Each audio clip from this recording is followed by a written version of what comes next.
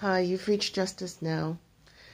So I just noticed the title. It says Protection from Peeps and Their Supporters. It's meant to say Protection from Perps and Their Supporters. So yes, for part 13, I know that was going to be about another subject, but I'm going to actually change that subject. Part 13 is going to be about the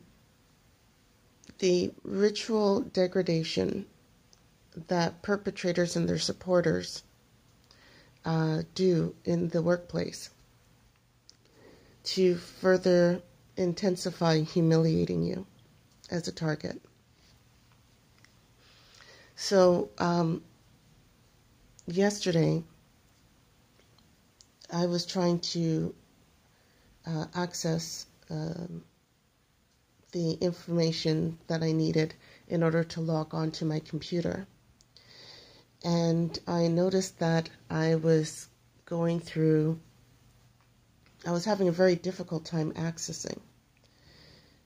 And what I also noticed is that other people hadn't really been saying anything about their ability to access. And this is supposed to be, as I thought, was going to be, we're on the same server. I mean, literally, there's 15 minutes that go by and unable to access. I'm trying to contact the department that deals with these matters, and it's hard to get a hold of them. So, there could be acts such as that. Although I was told that the server was slow, the thing is that typically if the server was slow, there would be an email sent out to everyone stating that the server was slow, of which an email was not sent out. So I personally believe that it was purposely done to try and frustrate, of which it didn't. Every time that I went through it, I just logged it in as technical difficulties, this is what's going on, and these are who I spoke to. So it's always important to just keep documenting everything that is occurring so that you are aware, and that if there's any questions as to why was productivity slightly lower, well, these are the reasons why. There's over an hour worth of technical difficulty that I faced. And I'm sure that if anyone else was facing that hour of technical difficulty, I'm sure that, people would be complaining about it. And I didn't hear anybody complaining about it, which would be highly unusual, because the last time that people were having trouble or difficulty, that was the chatter around the office. So these are the reasons why I feel that this was done on purpose. Because as soon as I was switched to another server, everything worked like clockwork. So I'm just going to go in and monitor today to see what's going on as well. Also, what was interesting is, when I was greeting people yesterday in the morning, very few times I would be getting a response back. A response greeting, which is, again, to be expected. Not surprised by any of this. Again, they will coordinate.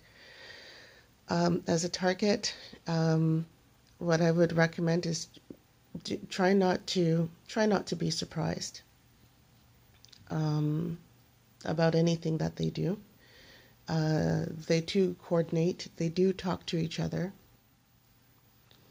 to find out how to make it difficult for you.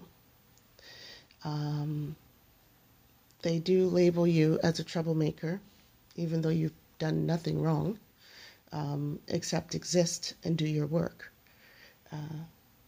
Because they like building upon these lies and stories that they've created about you, in which these lies that they're saying about you is really telling the true story about themselves. So try not again to take it on. Try not to internalize it. This is what they are. This is how they wish to operate. They're defective. You can't change that. You know, I mean, I wish that there was a magic wand where you can change it, but you can't. So in this case, idealism is not going to help you. The only thing that's going to help you is being able to get out of that situation. So with the public degradation, what they will do is they will find ways to publicly humiliate.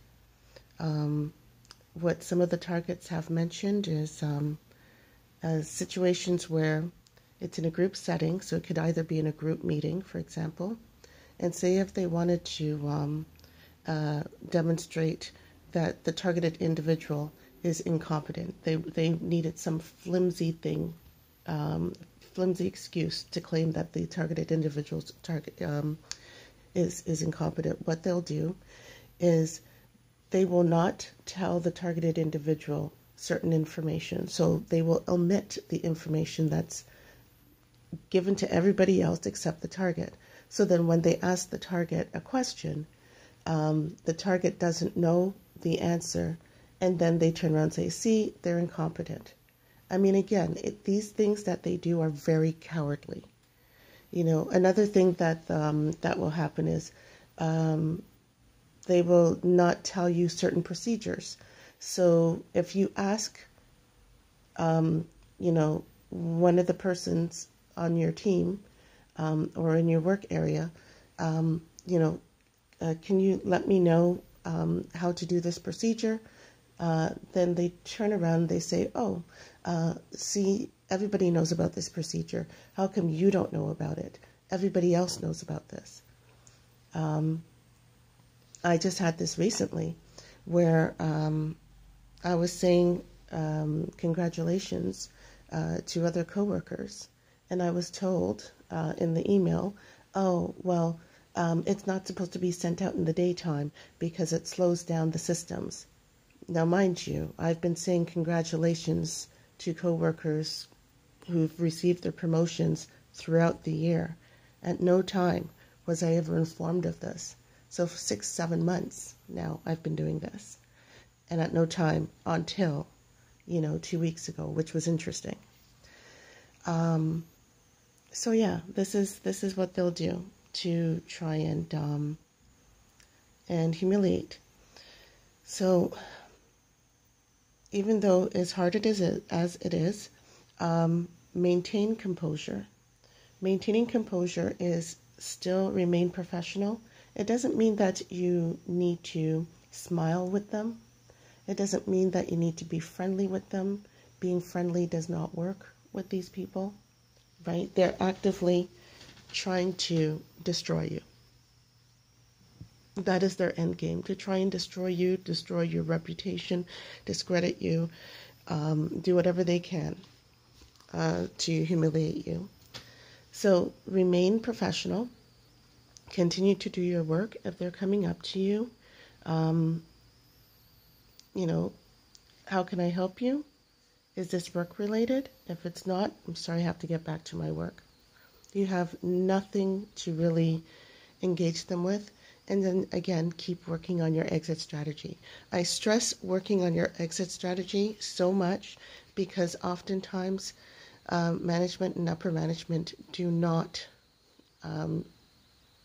solve the issue.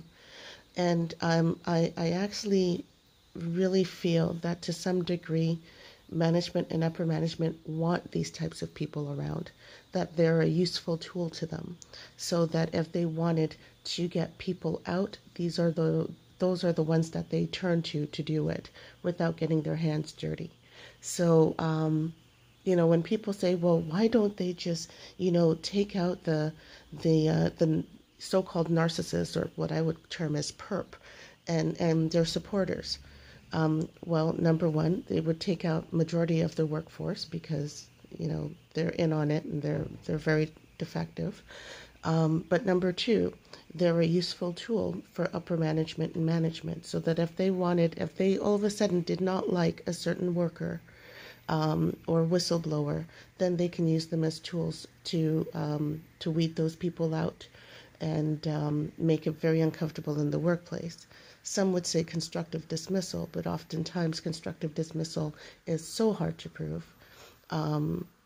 As well as, workplace harassment is often so hard to prove because the onus is often left or is left on the person, the target, who by that time has gone through so much. It is hard for them to recover. And even despite the notes, with the documentation, it's a matter of who those notes are being read by. If it's being read by management and management doesn't feel that this needs to be looked into because it might, quote unquote, harm the brand of the company, then they're not going to take it as seriously. So the other thing that I'd recommend is if you have a document or a series of documents outlining the incidents of what occurred, then make sure that you make copies. Make copies and so that you have it on hand. Don't just give the only document. And yes, that's about it for now. Stay tuned for part 14. So this is part 13 of workplace mobbing. Stay tuned for part 14.